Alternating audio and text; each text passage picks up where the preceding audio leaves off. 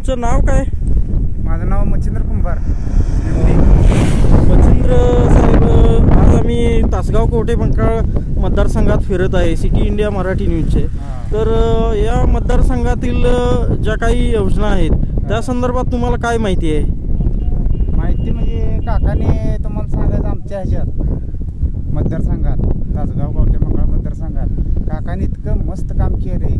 सगळे शेतकरी आणायला लागले ती, आणि आपल्या लाडक्या बहिणींचं आहे ना, ती तर इतकं चांगलं झालं आहे.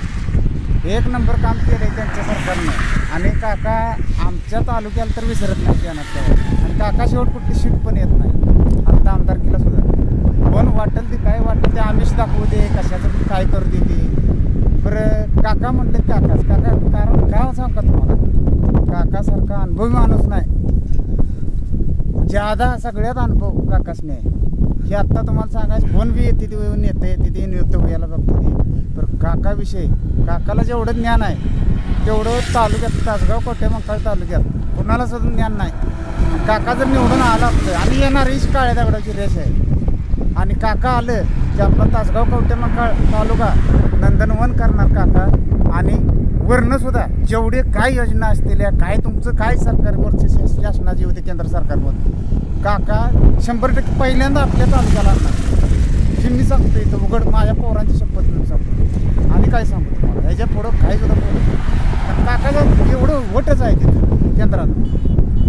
काका 10 वर्षे खासदार होते तर त्यांनी परवा सांगितले की पूर्ण जिल्ह्याचा संदर्भात विकास करताना मला सगळ्या योजना आणि माहिती आहेत. आणि जिल्ह्याचा विकास करत असताना कवठेमहांकाळ तासगाव मतदारसंघाकडे दुर्लक्ष झाले, तर येत्या 5 वर्षात पूर्ण विकास करीन. काकांच्यावर विश्वास आहे का तुमचा? फुल विश्वास, 100% आमच्या बायका. पण आमची एक टाक तुम्हाला सांगतो, 11 मतं आहे ती घरातली. आम्ही एक गट्टा घेऊन जातो आणि काकालाच मतदान करतो कायम पहिल्यापासून. केंद्रामधून बऱ्याचशा योजना आणल्या. भरपूर. तुमचे म्हणजे आवडते नेते रोहित दादा आहेत का काका? काका काय वाटतं ते सपनात जरी माझ्या येऊन काकाने बघून तुमचा नेता तुम्ही जरी विचारलं तर काकाच म्हणून सांगणार. आमच्या पोरांनी जरी विचारलं नाही, शाळेला 5वीला तुम्ही कुठल्या पक्षाचा आहे, पण ते काकाच्या पार्टीचा आहे. मी गाड्या काकांच्यामुळं कवठेमहांकाळ तासगावमध्ये काय सुधारणा झाल्यात असं तुम्हाला वाटतंय? झाले सांगायला म्हणजे इतकं तुम्हाला काय सांगायचं तुम्हाला. भरपूर सुधारणा काकाने केली. काकाने नंदनवन केलं आपल्या इथे तासगाव कवठे. तुम्हाला आता तुम्ही शेतकरी आहात, तर तुम्हाला शेतकऱ्याच्या स्कीमचे काही योजनेचा लाभ मिळतोय का? होय, मिळते की शेतकऱ्याच्या योजनेचा लाभ मिळते.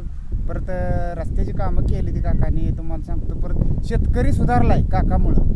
कारखान्याचं तुम्हाला सांगायचं चांगलं केलं आहे. नागेवाडीच म्हणा, इकडलं म्हणा, सगळं ओकेमध्ये केलं आहे काय. आणि इथनं पुढं काका इतकं मस्त करणार आहे ती, तुम्हाला सांगतो. ही काळ्या दगडावर 100 वेळा प्रत्येकाला सांगते मी. तुम्हाला म्हणलं ना, आमच्या पोराला जरी बारक्या विचारलं तर तीच म्हणणार. काकांच्या नंतरचा आमदार तुम्हाला कोण, प्रभाकर बाबा व्हावं असं वाटतंय का रोहित दादा? काका शेवटपर्यंत काका. आम्हाला शेवटपर्यंत काका पाहिजे. काका असलं तर आम्ही 4 घास सुखानं खाईन.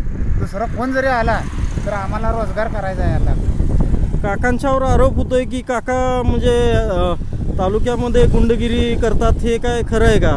चुकीचं आहे, ही सगळी बातमी चुकीची आहे. काकासारखा देव माणूस नाही. तुम्हाला मी आत्ता सांगतो उघड. फक्त काका कसे आहे ते चांगल्या संगत चांगला आहे ती. काकाच्या विरोध जायच नाही. विरोध जरी गेला तर त्याच्या पाठीवर हात ठेवून सांगणार, बाळा असं नवं, ह्या मार्गाने जाऊया आपण.